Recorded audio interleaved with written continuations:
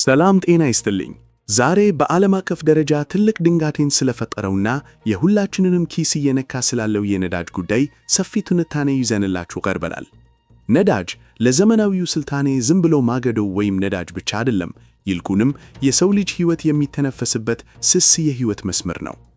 በዚህ ሳምንት ብቻ የዓለም አቀፍ የነዳጅ ዋጋ መለኪያዎች የሆኑት ብሬንት ክሩድ 1 በርሜል $105 ከ30 ሳንቲም እንዲሁም WTI $94 ከ40 ሳንቲም ደርሰዋል። እነዚህ ቁጥሮች ተራ አሃዞች አይደሉም፣ የዓለም ኢኮኖሚ የልብ ትርታ መለኪያዎች ናቸው። በብሬንት ላይ የታየው የ6 በመቶና በWTI ላይ የታየው የ13 በመቶ የዋጋ ጭማሪ በአሜሪካና በኢራን መካከል ያለው ውጥረት ዓለምን ምን ያህል እያናወጣት እንደሆነ ማሳያ ነው። ዛሬ የእያንዳንዱ የነዳጅ በርሜል የፖለቲካ መግለጫ ሆኗል፣ እያንዳንዱ ጭነት ደግሞ የዲፕሎማሲ ፈተና። ለረጅም ዘመናት የፉክክርና የጦርነት ቀጠና ሆኖ የቆየው የፋርስ ባህረ ሰላጤ ዛሬም በድጋሚ የዓለም ትኩረት ማዕከል ሆኗል። አሜሪካ ማዕቀቦች፣ የኢራን ወታደራዊ እንቅስቃሴዎችና በአካባቢው ያለው አለመረጋጋት የነዳጅ አቅርቦት ሰንሰለቱን ክፉኛ አጠብቀውታል። ዲፕሎማቶች ስለ ስምምነትና ስለ መፍትሄ ቢንሾካሾኩም ጥርጣሬው ግን አሁንም እንደቀጠለ ነው። የፋርስ ባህረ ሰላጤ ውሃዎች ከነዳጅ በላይ የተሸከሙት ነገር አለ፣ እሱም የዓለምን እምነትና መተማመን ነው። በአንድ በኩል አቅርቦትን ለመቀነስ የሚደረጉ ሴራዎች፣ በሌላ በኩል ደግሞ ፍላጎትን ለማሟላት የሚደረገው ሩጫ ገበያውን መጫወቻ አድርጎታል። ይህ ፖለቲካዊ ቁማር ግን ዋጋው የሚከፈለው በሩቅ ባሉ ድሃ ሀገራት ነው። ወደ ሀገራችን ኢትዮጵያ ስንመጣ ጉዳዩ ከዜናነት አልፎ የኑሮ ትግል ሆኗል። እንደ ኢትዮጵያ ያሉ ሙሉ በሙሉ በገቢ ምርት ላይ ጥገኛ የሆኑ ሀገራት የዓለም የነዳጅ ዋጋ መዋዠቅ ቀጥታ ወደ ቤታቸው ይገባል። በኒውዮርክና በለንደን የሚጨመረው እያንዳንዱ ዶላር አዲስ አበባ ውስጥ በትራንስፖርት ታሪፍ ጭማሪ፣ በምግብ ዋጋ መናር እና በእያንዳንዱ ቤት ጣራ ላይ በሚያርፍ የዋጋ ግሽበት ይገለጻል። ዛሬ በአዲስ አበባ ጎዳናዎች ላይ ሚኒባስ ተሳፍሮ መሄድ ተራ ጉዞ መሆኑ ቀርቷል፣ ይልቁንም የዓለም ፖለቲካ ነጸብራቅ ሆኗል። በአዲስ አበባ የሚቃጠለው እያንዳንዱ የነዳጅ ጠብታ በሩቅ ሀገራት የሚነሳው የጦርነትና የግርግር ድምፅ ማሚቶ ነው። ነዳጅ ሲጨምር ዱቄቱ ይወዳል፣ ዱቄቱ ሲወደድ ደግሞ የድሃው ማዕድ ይጎድላል። ነዳጅ በወረቀት ላይ የሚሰላ አብስትራክት ሐሳብ አይደለም። ነዳጅ ማለት ሕይወት ነው።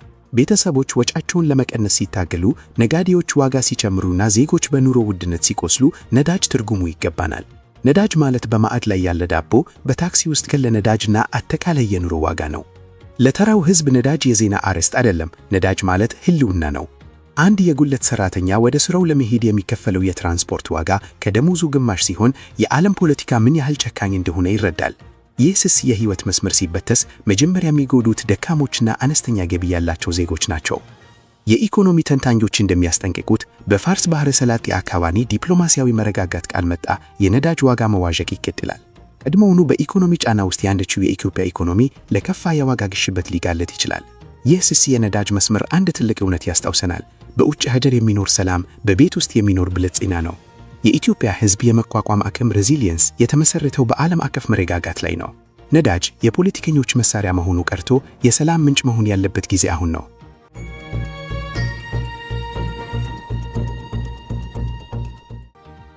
በዓለም አቀፍ ገበያ ላይ አንድ ግራ የሚያጋባ ግን ደግሞ እጅግ አስደናቂ ክስተትን ይዘንላችሁ ቀርበናል። በአንድ በኩል ነዳጅ በጦርነትና በፖለቲካ ውጥረት ምክንያት ዋጋው ሰማይ እየነካ ነው። በሌላ በኩል ግን ወርቅና ብር በሚያስገርም ሁኔታ ጸጥታን መርጠዋል። ወርቅ የሰው ልጅ ስልጣኔ ትዊስታ ሲሆን፣ ብር ደግሞ የታማኝነት ማሚቶ ነው። ባለሀብቶች ወደ እነዚህ ደህና ወደቦች ሴፍ ሄቨንስ ለመሮጥም ሆነ ለመራቅ አላመነቱንም። ይህ ጸጥታ ግን አታላይ ነው። ከዚህ ረጋ ያለ ባህሪ በስተጀርባ ድንገትና ድንጋጤን የሚያፍራት ስጋትና መረጋጋትን የመናፈቅ ተስፋ ተደብቀዋል። ወርቅ ከአንድ ንግድ ሸቀጥ በላይ ነው። ወርቅ ቅርስ ነው፣ ዋስትና ነው፣ ማንነትም ነው። በተለይ በሀገራችን ኢትዮጵያ ወርቅ ከትውልድ ወደ ትውልድ የሚሸጋገር የሀብት ማከማቻ ነው። እናቶች በሰርግ ላይ ይለብሱታል፣ አባቶች ለክፉ ቀን ተብሎ በቁጠባ መልክ ያስቀምጡታል። የወረቀት ገንዘቦች የመግዛት አቅማቸውን ሲያጡና ገበያው ሲናውጥ ቤተሰቦች ፊታቸውን ወደ ወርቅ ያዞራሉ። ወርቅ ሀብት ብቻ አይደለም። ወርቅ ማለት ትዊስት አለው፣ ባህል ነው፣ የመቋቋም አቅም ሬዚሊየንስ ነው። በዓለም አቀፍ ደረጃ ያለው የነዳጅ ግርግር ባልነካው መልኩ ወርቅ የቤተሰቦችን የመኖር ተስፋ አንክሮ ይይዛል። ብር ብዙ ጊዜ በወርቅ ጥላ ስር ተደብቆ ቢቆይም የራሱ የሆነ ማይተካ ሚና አለው። ብር የጥበበኞችና የኪነ ጥበብ ባለሙያዎች ብር ነው። የታማኝነት መገበያያና የዕለት ተዕለት ሕይወት መገለጫ ነው። በዓለም አቀፍ ገበያ ብር እንደ ወርቅ ለኢንቨስትመንት ብቻ ሳይሆን ለኢንዱስትሪ ምርቶችም ከፍተኛ ፍላጎት አለው። በኢትዮጵያ ብር ቤቶችንና ሃይማኖታዊ ስነ ስርዓቶችን ያሰውባል። ባህላችንን በሚጨበት መልኩ ጠብቆ የያዘ ዝምተኛ መልህቅ ነው። ምንም እንኳን እንደ ወርቅ ደማቅ ባይሆንም እንደ ወርቅ ሁሉ ዘላቂና የማይለወጥ ዋጋ አለው። በአሁኑ ሰዓት ባለሀብቶች ትልቅ አጣብቂኝ ውስጥ ናቸው። ወደ ወርቅና ብር ልሽሽ ወይስ በገበያው ልታመን የሚለው ጥያቄ ሰላም ነስቷቸዋል። የነዳጅ ዋጋ መዋዠቅ ወደ ወርቅ እንዲገፋፋቸውም አሁን ያለው የረጋ ዋጋ ደግሞ ቆይ መጀመሪያ የሚል ማስጠንቀቂያ ይለግሳቸዋል። ይህ በፍርሃትና በተስፋ መካከል ያለው ሚዛን የዛሬውን የዓለም ገበያ ስሜት ይገልጻል። እያንዳንዱ ግራም ወርቅ ሲገዛ የወረቀት ገንዘቦችና ቃል ግቦች ላይ ያለው እምነት እየቀነሰ መሄዱን ያሳያል። ወርቅ ገዛሁ ማለት በወረቀት ቃል አላምንም እንደማለት ነው። ለኢትዮጵያውያን ወርቅና ብር ረቂቅ የኢንቨስትመንት ሐሳቦች አይደሉም። እነሱ የሚጨበጡና የሚታዩ የቁጠባ ደብተሮች ናቸው። በዋጋ ግሽበት ወቅት ዋጋቸው የማይቀነስ፣ በችግር ጊዜ ደግሞ ፈጣን ደህንነት የሚሰጡ መከታዎች ናቸው። በአዲስ አበባ ጎዳናዎች ላይ አንዲት እናት ያጠለቀችው የወርቅ አምባር ለጌጥ ብቻ አይደለም። እሱ ካልታሰበ የኑሮ መዋዠቅ የምትከላከልበት ኢንሹራንስ ወይም ዋስትና ነው። ወርቅና ብር በኢትዮጵያ ውስጥ የኢኮኖሚ ብቻ ሳይሆን የስነ ልቦና መረጋጋት ምንጮች ናቸው። የወርቅና የብር ታሪክ አንድ ጥልቅ እውነት ያስተምረናል። እሱም ጠንካራ መሆን ማለት የሚጨበጥ ነገር መያዝ ነው የሚለውን ነው። እምነት ሲጠፋ ኢኮኖሚን፣ ማንነት ሲፈትን ደግሞ ባህልን አንክረው ይይዛሉ። በነዳጅ ዋጋ ግርግር መሃል የነሱ መረጋጋት አንድ ጥልቅ ትምህርት አለው። ግርግር ባለበት መረጋጋት አብሮ ሊኖር ይችላል። ዓለም በነዳጅ ዋጋ ስትናጥ፣ ወርቅና ብር ግን መሬት ላይ ያለውን እውነት ያስታውሱናል። ቋሚ ዋጋ ያላቸው ነገሮች ከጊዜያዊ ግርግር በላይ መሆናቸውን በተግባር እያየን ነው። በአጠቃላይ በነዳጅ ዋጋ መናር ምክንያት የተፈጠረው ስጋት ባለበት ወርቅና ብር እንደ ጸጥታ ወደብ እያገለገሉ ይገኛሉ።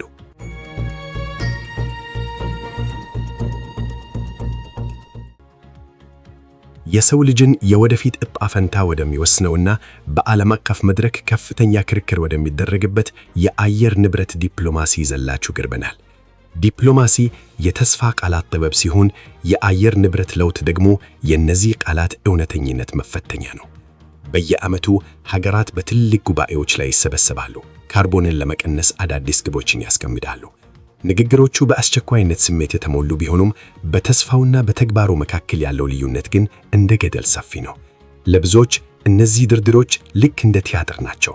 በትልቅና በአየር ማቀዘጃ በታጠቁ አዳራዎች ውስጥ ቃላት ሲወረወሩ፣ ውጭ ግን ጎርፍ፣ ድርቅና ረሃብ በሚሊዮኖች የሚቆጠሩ ሰዎችን እያፈናቀሉ ነው። የአየር ንብረት ለውጥ የነገ ችግር አይደለም፣ የዛሬው የመኖር ተሞክሮ እንጂ። በመላው አፍሪካ መደበኛ ያልሆነ ዝናብ ምርትን እያስተጓጓል። ወንዞች እየደረቁና ቤተሰቦች ለመኖር ሲሉ ከቀያቸው እየተሰደዱ ነው። በሀገራችን ኢትዮጵያ በኦሮሚያና በአማራ ክልሎች የሚገኙ አርሶ አደሮች የምርት መቀነስን አሁኑኑ እየገጠሟቸው ነው። ዝናቡ በወቅቱ አይመጣም፣ ሲመጣም በጥፋት ነው። የአየር ንብረት ዲፕሎማሲ ውድቀት የሚለካው በስታቲስቲክስ ሳይሆን በባዶ ሳህኖችና በደረቁ ማሳዎች ነው። እያንዳንዱ የተሰበረ ቃል የአንድን ገበሬ ቤት ተስፋ የሚያጨልም ጥቁር ደመና ነው። ኢትዮጵያ ለአየር ንብረት ለውጥ ተጋላጭ ከሆኑ ሀገራት ቀዳሚ ሆናት። የአባይ ወንዝ ፍሰት፣ የደጋማው አካባቢ ዝናብና የሪፍት ቫሊ ለምነት ሁሉም አደጋ ላይ ናቸው። በውጭ ሀገር የሚደረግ ዲፕሎማሲ በቤት ውስጥ ያለን ህልውና ይወስናል። የዓለም ሀያላን ሀገራት ውሳኔ ሲያዘግዩ ዋጋውን የሚከፍሉት የኢትዮጵያ አርሶ አደሮች ናቸው። የአፍሪካ ቀንድ የአየር ንብረት ዲፕሎማሲ ተመልካች አይደለም፣ ይልቁንም ዋነኛው የጦር ሜዳ ነው። የምንፋለመው ከማይታይ ጠላት ጋር ሳይሆን መሪዎች በገቡት ቃልና በዘነጉት ተግባር መካከል ባለው ክፍተት ነው። የበለጸጉ ሀገራት ስለ ካርቦን ቅናሽ በመቶኛ ሲከራከሩ፣ የታዳጊ ሀገራት ድምፅ ግን ፍትህ ይላል። የኢትዮጵያ ድምፅ ከሌሎች ጋር ተቀላቅሎ ያጠፋ መጀመሪያ ይጠግን የሚል የፍትህ ጥሪ እያቀረበ ነው። ብዙ የበከሉ ሀገራት መጀመሪያ እርምጃ መውሰድ አለባቸው የሚለው ሞገት ግን በፖለቲካዊ ሽኩቻዎች ታንቋል። የአየር ንብረት ዲፕሎማሲ ስለ ቁጥሮች ብቻ አይደለም፣ ስለ ፍትህና ስለ ሰብአዊነትም ጭምር ነው። በለጸጉት ሀገራት የኢንዱስትሪ እድገታቸውን ሲያፋጥኑ፣ የበከሉት አየር ዛሬ ለደሃ ሀገራት የህልውና ስጋት ሆኗል። በኢትዮጵያ የአየር ንብረት ከባህል ጋር በጥብቅ የተቆራኘ ነው። የዝናብ ዜማዎች፣ የምርት ጸሎቶችና የምድር ለምነት በዓላት የሰው ልጅ ከአካባቢው ጋር ያለውን ጥልቅ ግንኙነት ያሳያሉ። የደጋው ዝናብ ሲመጣ የሚዘፈኑ የደስታ ዘፈኖች መሬት ስትጠማ ወደ ለቅሶ ይቀየራሉ። የአየር ንብረት ሲከዳ ባህልም ያዝናል፣ ማህበራዊ ትስስራችንም ይላላል። የዝናብ መጥፋት ማለት የቆሎ ተማሪው ምስጋና፣ የእረኛው እንጉርጉሮና የገበሬው እርካታ አብሮ መጥፋት ማለት ነው።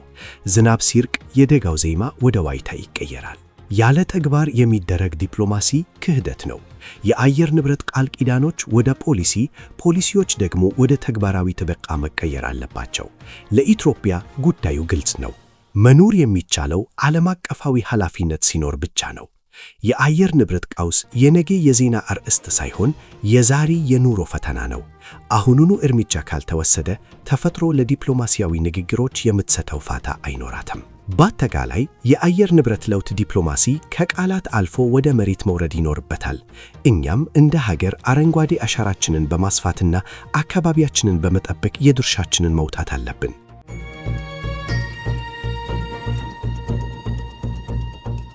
ዛሬ ኤኤምኬ ኒውስ ደግሞ ወደ አዲስ አበባ ውብና ድንቅ የባህል ጎዳናዎች ይዟችሁ ይጓዛል።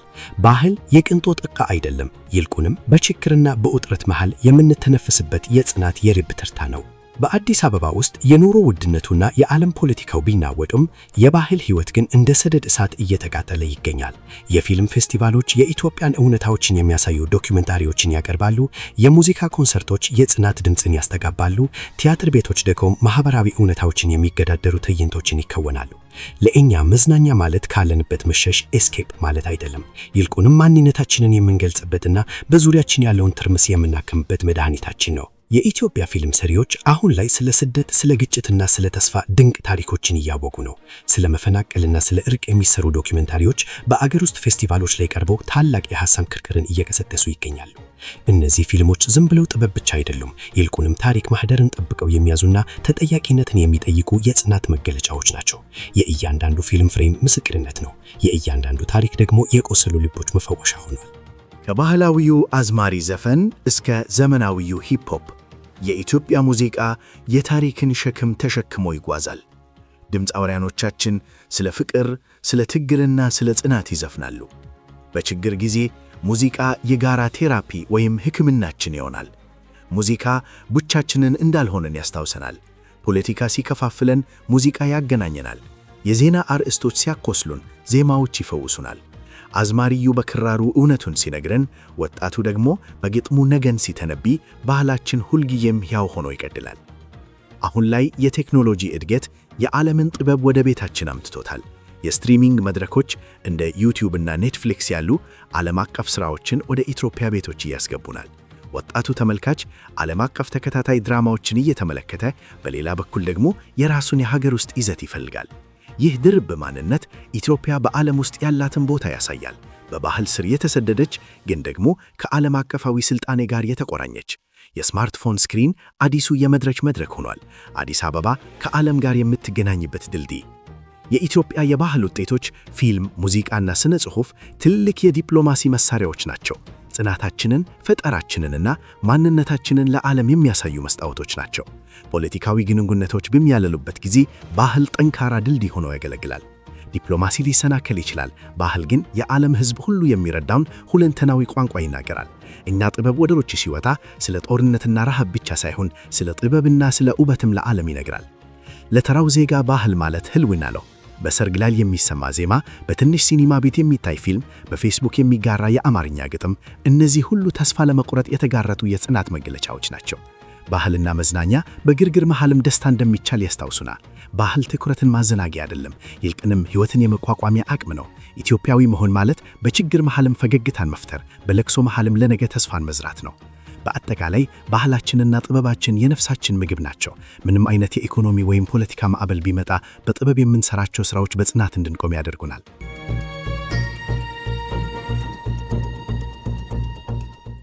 ዛሬ ኤኤምኬ ኒውስ በሀገራችን የንግድና የኢንቨስትመንት ዘርፍ አዲስ ተስፋ የፈነጠቀ መረጃ ይዞላችሁ ቀርቧል።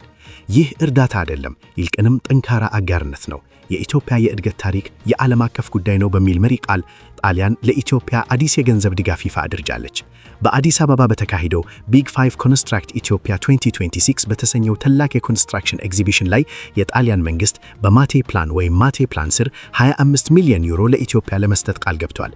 ትኩረቱን በስራ ዕድል ፈጠራ፣ በመሰረተ ልማትና በዘላቂ ልማት ላይ ነው። ከ20 በላይ የጣሊያን ኩምፓኒዎች በኤግዚቢሽኑ ላይ በመሳተፍ በኢትዮጵያ የወደፊት ዕጣ ፈንታ ላይ ያላቸውን ሙሉ እምረት አሳይቷል። ብዙዎቻችሁ ማቴ ፕላን ምንድነው ብላችሁ ትጠይቁ ይሆናል። ይህ ፕላን ጣሊያን ከአፍሪካ ጋር ያላትን ትብብር ለማጠናከር የቀረጸችው ስልታዊ ማዕቀፍ ነው። ትኩረቱም በኢነርጂ፣ በመሰረተ ልማት እና በሰው ኃይል ልማት ላይ ነው። አሁን ይፋ የሆነው 25 ሚሊዮን ዩሮ ጣሊያን በኢትዮጵያ ካላት አጠቃላይ የ830 ሚሊዮን ዩሮ ኢንቨስትመንት ውስጥ አንዱ አካል ነው። ይህ ኢንቨስትመንት ኮንስትራክሽንን፣ ግብርናንና የከተማ ልማትን የሚያካትት ሰፊ ይዘት አለው። የማቴ ፕላን የጣሊያን ፖሊሲ ብቻ አይደለም፣ ይልቁንም የአፍሪካ የወደፊት ዕጣ ፈንታ ከአውሮፓ ሰላምና መረጋጋት ጋር የተቆራኘ ነው የሚል የጣሊያን መንግስት አዋጅ ነው። የኢትዮጵያ ኢኮኖሚ ትልቅ ግብ ያለው ቢሆንም በከፍተኛ ጫና ውስጥ እንደሚገኝ ይታወቃል። የመሰረተ ልማት ክፍተት፣ የወጣቶች ሥራ አጥነት እና የዋጋ ግሽበት የኢኮኖሚ እድገቱን እየተፈታተኑት ይገኛሉ። የጣሊያን ኢንቨስትመንት ዓላማው እነዚህን ተጋላጭነቶች ማከም ነው። መንገዶችን መገንባት፣ የኮንስትራክሽን ዘርፉን ማገዝ እና አዳዲስ ሥራዎችን መፍጠር የዚህ ኢንቨስትመንት ዋነኛ ግቦች ነው። እያንዳንዱ ኢንቨስት የሚደረግ ዩሮ ለኢትዮጵያ የወደፊት ሕንፃ እንደ አንድ ጡብ ተደርጎ ሊቆጠር ይችላል። ሀገራችን ካለችበት የኢኮኖሚ ምስቅልቅል ለመውጣት እንደዚህ አይነት ተግባራዊ ድጋፎች ወሳኝ ናቸው። የጣሊያን መንግስት ቁርጠኝነት ከገንዘብ በላይ ትልቅ ትርጉም አለው። ይህ ድጋፍ ዓለም አቀፉ ማህበረሰብ በኢትዮጵያ መረጋጋትና ጽናት ላይ ያለው እምነት መመለሱን ያሳያል። ምንም እንኳን በሀገር ውስጥ ፖለቲካዊ ውጥረቶች ቢኖሩም አዲስ አበባ ከዓለም አቀፍ ግንኙነቶች እንዳልተገለለች ማሳያ ነው። ይልቁንም አዲስ አበባ የዓለም አቀፍ የዕድል መረብ አካል መሆኑን ያረጋግጣል።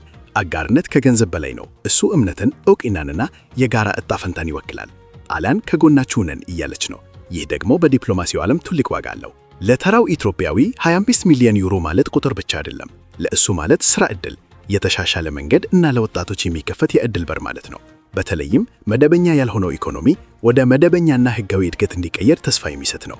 በአዲስ አበባ ለሚገኝ አንድ ወጣት ምሩቅ ይህ ኢንቨስትመንት በወረቀት ላይ ያለ ዜና ሳይሆን የሙያ ሥራ የመጀመር ዕድል ነው። ሥራ አጥነትን በመቀነስ ረገድ እንደዚህ አይነት ፕሮጀክቶች ያላቸው ሚና ከፍተኛ ነው። ምክንያቱም ሥራ ያለው ወጣት ለሀገሩ ሰላምና እድገት ዋስትና ነውና። የጣሊያን ኢንቨስትመንት ስልታዊ ጠቀሜታም አለው።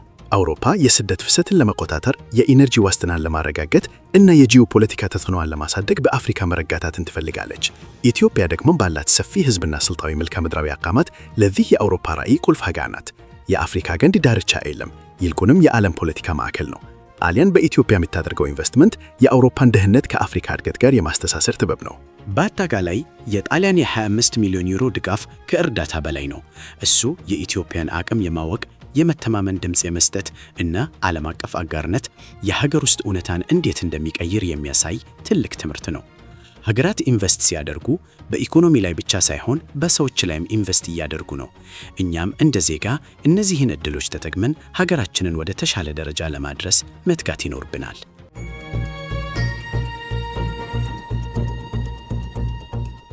ዛሬ ኤኤምኬ ኒውስ ዝግጅቱን የሚቋጨው ሁላችንም በምንኖርባትና በምንተነፍስባት አዲስ አበባ ጎዳናዎች ላይ ነው። ልማት በቁጥር ብቻ አይለካም። ልማት የሚሰማው በጎዳናዎች ላይ በሚታይ ለውጥና በተራው ዜጋ የዕለት ተዕለት ሕይወት ውስጥ ነው። በአዲስ አበባ ውስጥ የዓለም አቀፍ ኢንቨስትመንቶች ቃል ኪዳን ወደ ተግባር ሲቀየር እናያለን። አዳዲስ መንገዶች፣ ግዙፍ የግንባታ ቦታዎችና በሰው የሚጨናነቁ ገበያዎች ለዚህ ማሳያ ናቸው። ነገር ግን ከዚህ ገጽታ በስተጀርባ በመደበኛውና ባልተቀመረው ኢኮኖሚ መካከል ያለው ትንፋሽ የሚያጥር ትግል አሁንም እንደቀጠለ ነው። ለበርካታ አስርተ ዓመታት የኢትዮጵያ ኢኮኖሚ ሲንቀሳቀስ የቆየው መደበኛ ባልሆነ መንገድ ነው። በጥሬ ገንዘብ የሚደረጉ ግብይቶች፣ ያለ ደረሰኝ የሚፈጸሙ ክፍያዎችና በቃላት መተማመን ላይ የተመሰረቱ ልውጦች የዕለት ተዕለት ሕይወታችን አካል ናቸው። ጣሊያን ያደረገችው የ25 ሚሊዮን ዩሮ ኢንቨስትመንትና ሌሎች ዓለም አቀፍ አጋርነቶች ዋና ዓላማቸው የኢትዮጵያን ኢኮኖሚ ወደ መደበኛነት ማምጣት ነው። ውሎች፣ ሰነዶች፣ ደረሰኞችና ተጠያቂነት ላይ ትኩረት ይደረጋል። ይህ ሽግግር ቴክኒካዊ ብቻ ሳይሆን ባህላዊም ነው። ዜጎች እነሱን የሚጠብቁና ዋስትና የሚሰጡ ሕጋዊ አሰራሮችን እንዲለመዱ ይጠይቃል። በእጅ መጨባበጥ ከሚደረግ ስምምነት ወደ ፊርማና ወደ ሕጋዊ ሰነድ የሚደረገው ጉዞ የኢትዮጵያ ኢኮኖሚ ተጠያቂነትን እየተማረ መሆኑን ያሳያል። ለኢትዮጵያ ወጣቶች የዛሬው እውነታ እጅግ አስቸኳይ ምላሽ ይፈልጋል። ሥራ አጥነት አሁንም ከፍተኛ ነው። የዋጋ ግሽበት ደግሞ የገንዘብን የመግዛት አቅም እያረቀቀው ነው። ኢንቨስትመንቶች ሥራን ቃል ይገባሉ። ትልቁ ፈተና ግን ይህ ዕድል ለሁሉም ተደራሽ መሆኑ ላይ ነው። በአዲስ አበባ የሚገኝ እያንዳንዱ ተማሪና ምሩቅ የሚያልመው መረጋጋትን ነው። ነገር ግን እድሎች አሁንም ውስን ናቸው። ለወጣቶች እድል ማለት በወረቀት ላይ ያለ አብስትራክት ሐሳብ አይደለም። ለነሱ እድል ማለት በተስፋና በጭንቀት መካከል ያለች ጠባብ የህይወት መስመር ናት። አዲስ አበባ በከፍተኛ ሁኔታ እየተቀየረች ነው። ሰማይ ጠቀስ ህንፃዎች ይቆማሉ፣ መንገዶች ይሰፋሉ፣ ሰፈሮችም ይዘምናሉ። ነገር ግን የሀብት ልዩነቱ አሁንም በጉልህ ይታያል። ዘመናዊ መንደሮችና ጎጆች ጎን ለጎን ተደርድረው እናያለን።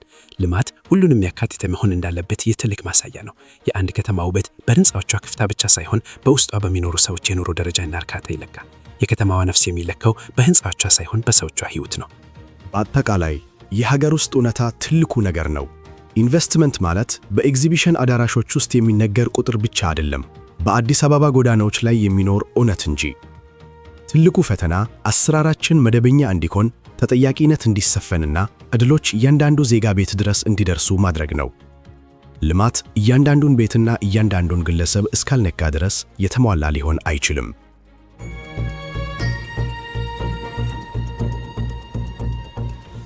ውድ የኤኤምኬ ኒውስ ተመልካቾች፣ ዛሬ ከዓለም አቀፍ ነዳጅ ፖለቲካ ተነስተን እስከ ጣሊያን ኢንቨስትመንትና እስከ አዲስ አበባ ጎዳናዎች ያደረግነው ዝግጅት ይህንን ይመስል ነበር። ሁላችንም ለሀገራችን እድገት በጋራ የምንቆምበት፣ መደበኛ አሰራርን የምንለምድበትና ለወጣቶቻችን የተሻለ ነገን የምንፈጥርበት ጊዜ አሁን ነው። ስለተከታተላችሁን ከልብ እናመሰግናለን። ቪዲዮውን ላይክ፣ ሼር እና ሰብስክራይብ በማድረግ ለጥበብና ለእውነት አጋርነታችሁን አሳዩ። አስተያየታችሁን ኮሜንት ላይ መጻፋችሁን አትዘንጉ። በቀጣይ በሌላ ተመሳሳይ ዝግጅት እስክንገናኝ ሰላም ለሀገራችን፣ ሰላም ለዓለማችን ይሁን።